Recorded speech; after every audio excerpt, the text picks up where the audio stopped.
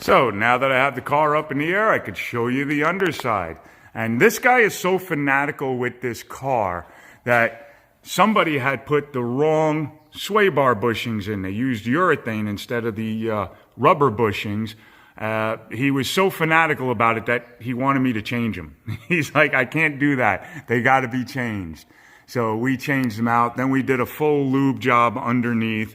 So all of the grease fittings under here are all lubed up. All the grease fittings for the ball joints, they'll get all lubed up. Hasn't been done yet. We're about to do that.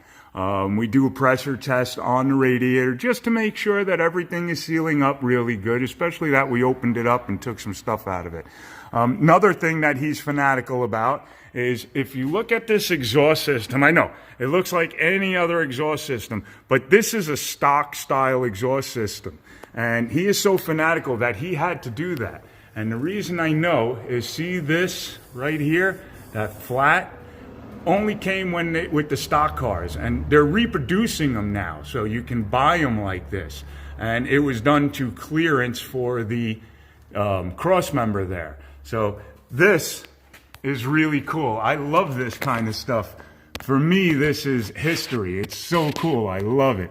And you can see, same thing right here. It has the flat right there for going underneath the transmission cross member.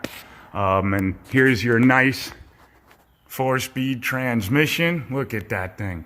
That's an old rock crusher there. That's such a great transmission. We had to fix the Speedo because the Speedo housing was leaking. So we had to take everything apart, fix the Speedo. We also replaced the clips and put the correct clips in for his shifter. He didn't realize that the wrong ones were in there till we put it up, and I showed him. I was like, these aren't the right clips, so we put the correct ones in now. And he was much appreciative of that. We also adjusted for his reverse light switch, that when it goes into reverse, that's the reverse linkage right there. So as you put it in reverse, it pushes back, pushes on that switch and turns on your backup lights. And then you can also see where we did the new parking brake cable. So that's your center cable. We put all new hangers on it, new T, and the nuts, which are the originals. But you can see it goes all the way back and then into, here's your clip to connect the center cable to your rear cables. And then your rear cables go through and into the backing plate. And when you pull on it, it actually pulls on the parking brake, the shoes for the parking brake. And there you can see the same thing all the way across. But look at how nice the underneath of this car is. All the markings. I mean, this car has everything. This is just a really, really nice car. We also pulled the fuel tank down because he was having an issue with his sending unit. And we found, when we pulled it down, the original insulation was still there in perfect condition.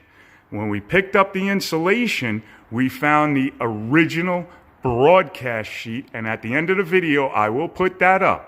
The original broadcast sheet in almost mint, I mean mint condition. It's been probably 20 to 30 years since I've seen a broadcast sheet in that good a condition. It's a broadcast sheet tells you everything that the car was born with. So you can go through this car and it will add about $5,000 to the value of this car. Another thing is it came with a limited slip posi differential, and you have to add the additive to it. So this way it doesn't chatter and you ruin the clutches in the posi rear. And the parking brake. Okay, what I wanted to show you, I'll show you on this car.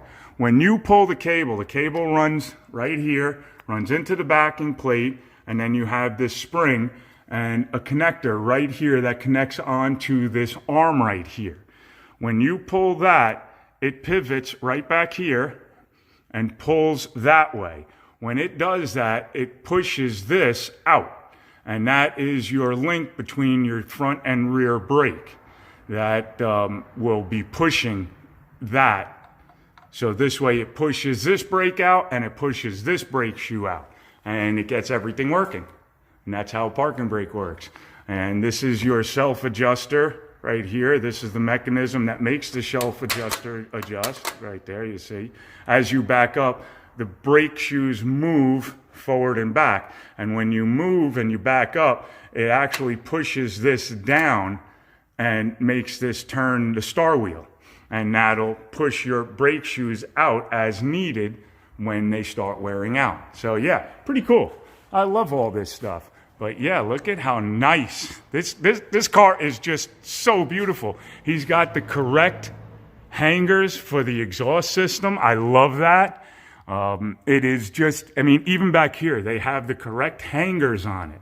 You rarely see any of these cars come in with the correct hangers. It's usually something somebody butchered up to try and make these exhaust systems stay in place. I mean, everything is beautiful on this car. This car is an absolutely gorgeous. I really love this car. It is a really nice example of one of these GTOs. So there you go, guys. There's what's going on at the shop. So, alrighty. Have fun. Talk to you soon. Okay, bye.